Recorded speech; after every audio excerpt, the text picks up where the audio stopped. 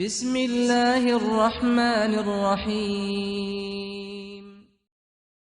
ألف لام را كتاب أنزلناه إليك لتخرج الناس من الظلمات إلى النور بإذن ربهم إلى صراط العزيز الحميد الله الذي له ما في السماوات وما في الأرض وويل للكافرين من عذاب شديد الذين يستحبون الحياة الدنيا على الآخرة ويصدون عن سبيل الله ويبغونها عوجا أولئك في ضلال بعيد وما أرسلنا من رسول إلا بلسان قومه ليبين لهم فيضل الله من يشاء ويهدي من يشاء وهو العزيز الحكيم ولقد أرسلنا موسى بآياتنا أن أخرج قومك من الظلمات إلى النور وذكرهم بأيام الله إن في ذلك لآيات لكل صبار شكور وإذ قال موسى لقومه اذكروا نعمة الله عليكم إذا جاءكم من آل فرعون يسومونكم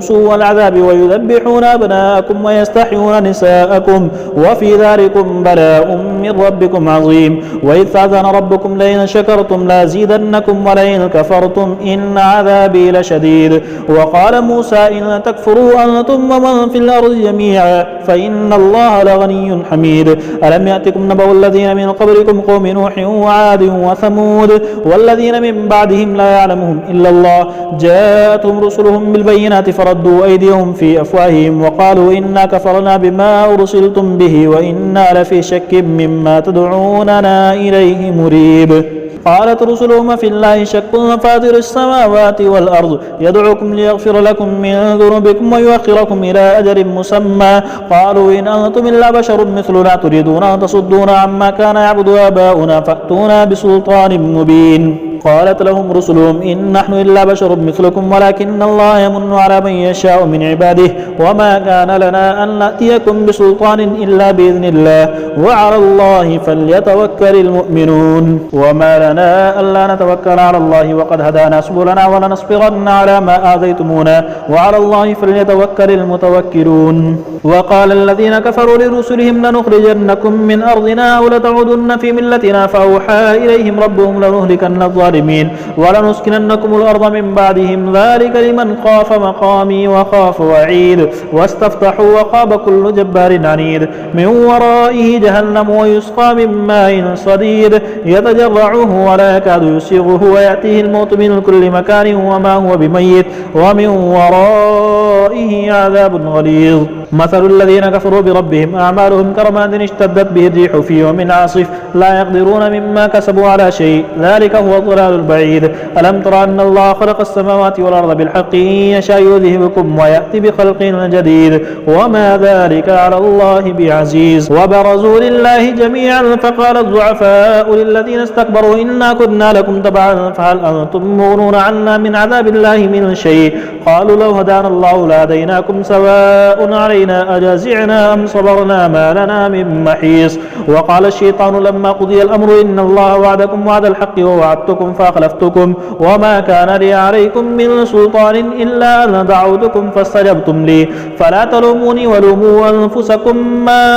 أنا بمصرخكم وما أنتم بمصرخي إني كفرت بما أشركتموني من قبل إن الظالمين لهم عذاب أليم وأدخل الذين آمنوا وعملوا الصالحات جنات تجري من تحتها الأنهار خالدين فيها بإذن ربهم تحيتهم فيها سلام ألم تر كيف ضرب الله مثلا كلمة طيبة كشجرة طيبة أصلها ثابت وفرعها في السماء تؤتي أكلها كل حين بإذن ربها ويضرب الله الأمثال للناس لعلهم يتذكرون ومثل كلمة خبيثة كشجرة خبيثة اجتثت من فوق الأرض ما لها من قرار يثبت الله الذين آمنوا بالقول الثابت في الحياة الدنيا وفي الآخرة ويذل الله الظالمين ويفعل الله ما يشاء ألم تر إلى الذين بدلوا نعمة الله كفرا وأحلوا قومهم دار البوار جهنم يصلونها وبئس القرار وجعلوا لله أندادا ليضلوا عن سبيله قل تمتعوا فإن مصيركم إلى النار قل لعبادي الذين آمنوا يقيموا الصلاة وينفقوا مما رزقناهم سرا وعلانية من قبل أن يأتي يوم لا بيع فيه ولا خلال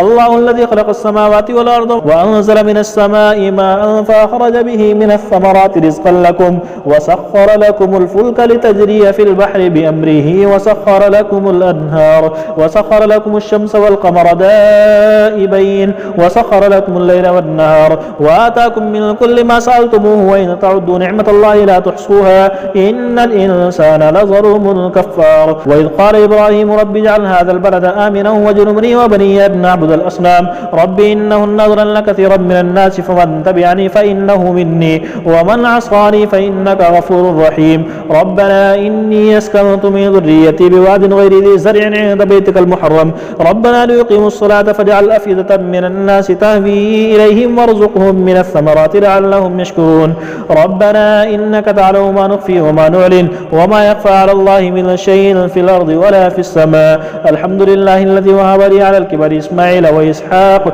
إن ربي لسميع الدعاء. رب اجعلني مقيم الصلاة ومن ذريتي ربنا وتقبل دعاء. ربنا اغفر لي ولوالدي وللمؤمنين يوم يقوم الحساب. ولا تحسبن الله غافلا عما يعمل الظالمون إنما يؤخرهم ليوم تشخص فيه الأبصار مهطعين مقنعي رؤوسهم لا يرتد إليهم طرفهم وأفئدتهم هواء. وأنذر الناس يوم يأتيهم العذاب فيقول الذين ظلموا ربنا أخرنا إلى أجل قريب نجب دعوتك ونتبع الرسل أولم تكونوا أقسمتم من قبل ما لكم من زوال وسكنتم في مساكن الذين ظلموا أنفسهم وتبين لكم كيف فعلنا بهم وضربنا لكم الأمثال وقد مكروا مكرهم وعند الله مكرهم وإن كان مكرهم لتزول منه الجبال فلا تحسبن الله مخلف وعده رسله إن الله عزيز ذو